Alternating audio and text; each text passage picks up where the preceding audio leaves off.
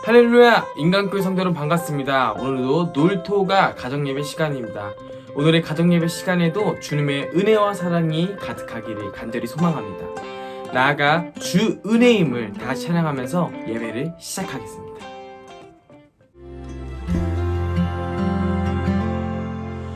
주 나의 모습 보네 상한 나의 맘 보시네 주 나의 눈물 안에 홀로 울던 맘 아시네 주 나의 모습 보네 상한 나의 맘 보시네 주 나의 눈물 안에 홀로 울던 맘 아시네 세상 소망 다 사라져가도 주의 사랑은 끝이 없으니 살아가는 이 모든 순간이 주 은혜임을 나는 믿네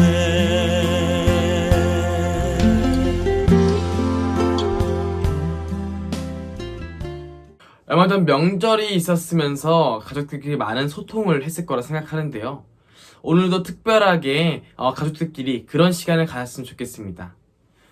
훈계보다는 덕담을, 또 지적보다는 칭찬을 해주면서 서로에게 좋은 점들, 장점들을 계속해서 이야기해주며 가정예배 시간에 전에 모두 다 웃으면서 예배를 드릴 수 있는 그런 분위기를 만들 수 있었으면 좋겠습니다.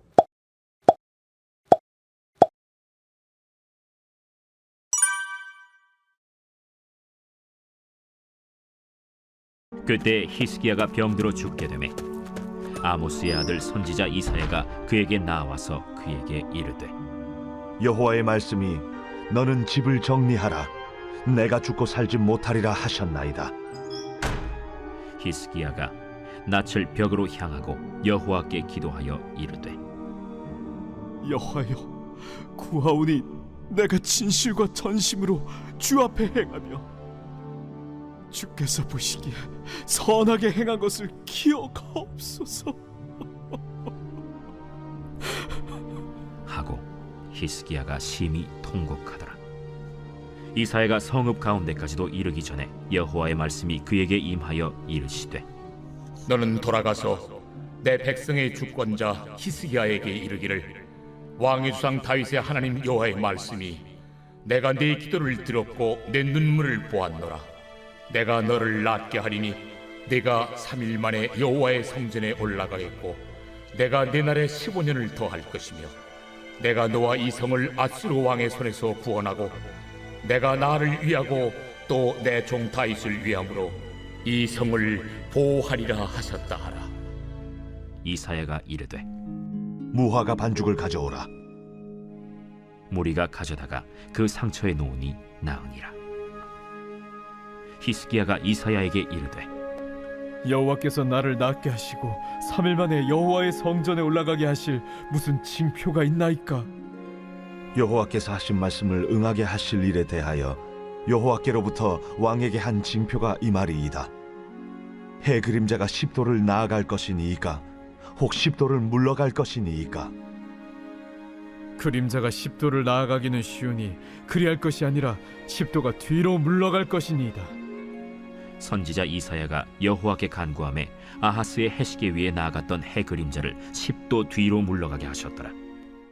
스티븐 잡스, 애플의 창시자로서 엄청난 부와 명예 또한 세상을 뒤바꿨다라고 할 정도로 사람들에게 귀감이 되는 뛰어난 인물이었습니다. 우리가 처음 그를 봤을 때 정말 우리와는 다른 세계에 있는 사람, 대단한 사람이라고 칭송받고 또한 칭찬받았지만 그 또한 결국엔 죽음이란 벽 앞에서 하나님의 연약한 그런 자녀에 불과함을 우리가 모두 다 확인할 수 있었습니다.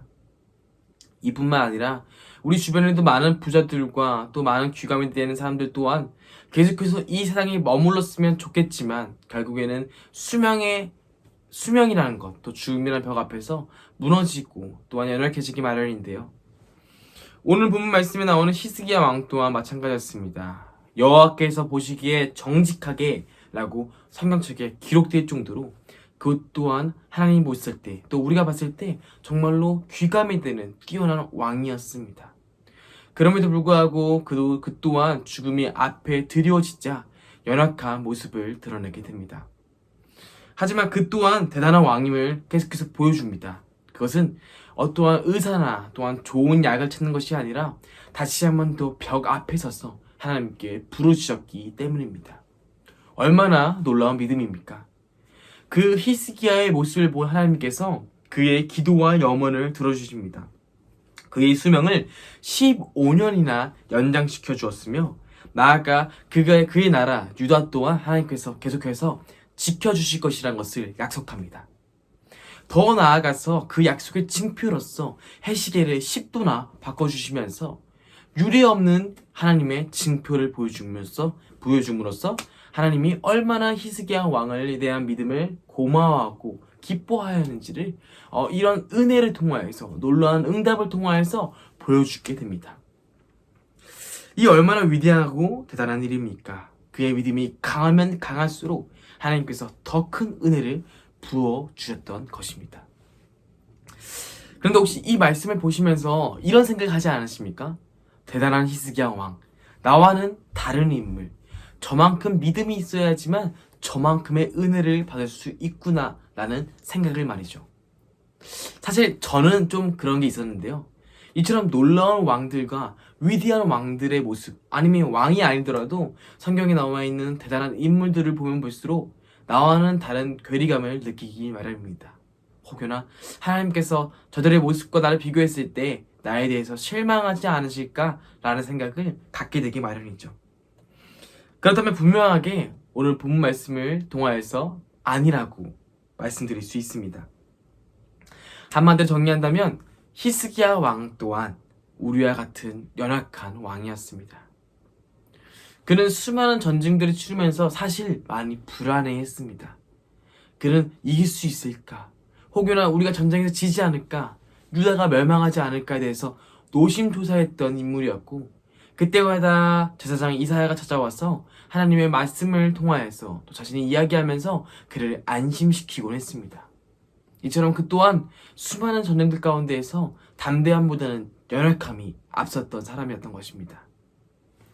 사실 이 말씀 이후에도 히스기야 왕은 바벨론과의 만남에서 재물을 직접 보여주는 행위를 통하여서 하나님 보시기에 실망되는 행동을 하였고 나아가 하나님께서 이 유다를 멸망할 것이라는 예언을 듣게 되는 시초의 왕이기도 합니다. 뿐만 아니라 그의 2세였던 그 후의 왕이었던 므낫세 또한 그렇게 좋지 못한 왕이었음을 보았을 때 그가 신앙의 2세 신앙 교육이 있어서 굉장히 연약했다는 것을 부족했다는 것을 알 수 있습니다. 이처럼 우리가 봤을 때 물론 위대하고 기감되는 왕이었으나 그 또한 우리와 별다를 거 없는 연약한 부분이 존재했던 그런 왕이었습니다. 그렇다면 우리가 오늘 본문 말씀을 통하여서 이 히스기야 왕에게 그러면 결정적으로 배울 수 있는 것이 무엇일까요? 그것은 바로 자신의 연약함과 자신의 죄됨 또한 모든 것을 다 하나님께 아뢰었던 히스기야 왕을 우리는 분명히 배울 수 있어야 됩니다. 연약했으나 하나님을 의지했습니다. 부족했지만 그 채움을 하나님께 채워지기를 바라였습니다. 우리의 삶 또한 마찬가지입니다. 분명히 우리는 연약한 인간입니다. 죽음이 드리울수록 더욱더 우리의 마음과 몸은 연약해지기 마련이고 그 죽음이 아닐지언정 우리는 작은 고난과 힘듦에도 마음이 무너지기 마련입니다. 그러나 그럴 때일수록 히스기야 왕처럼 주님을 의지했으면 좋겠습니다. 나의 연약함을 주님께서 도와주시길 바라는 마음으로 또 나의 부족함을 주님께서 채워주시길 바라는 마음으로 끊임없이 하나님께 고백하고 아뢰려는 그런 히스기야의 마음을 오늘 우리가 배울 수 있으면 좋겠습니다. 사랑하는 인간교회 가족 여러분, 우리 또한 이러한 믿음으로 하루하루 살아가길 원합니다. 하나님을 의지하는 삶, 하나님을 의지하는 나, 하나님을 의지하는 가족, 이러한 가정이 되었을 때 우리 가정에도 히스기야에게 주신 하나님의 응답처럼 더 크고 놀라운 은혜가 우리 가정에게 있을 것이라고 주님의 이름으로 확신하며 소망합니다.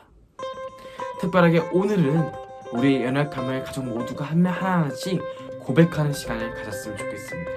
그러한 연약함을 고백하고 또 이야기하고 또 그것이 기도 제목이 되었을 때 우리 마지막으로 인도자가 있다면 인도자님의 그런 인도하에 함께 그 기도 제목을 가지고 기도하면서 오늘 예배를 마무리했으면 좋겠습니다.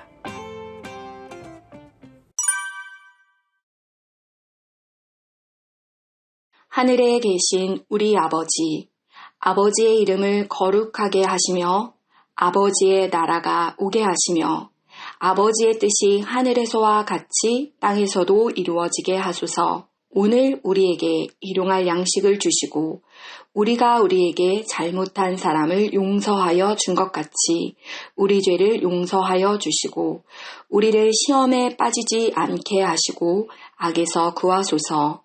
나라와 권능과 영광이 영원히 아버지의 것입니다. 아멘.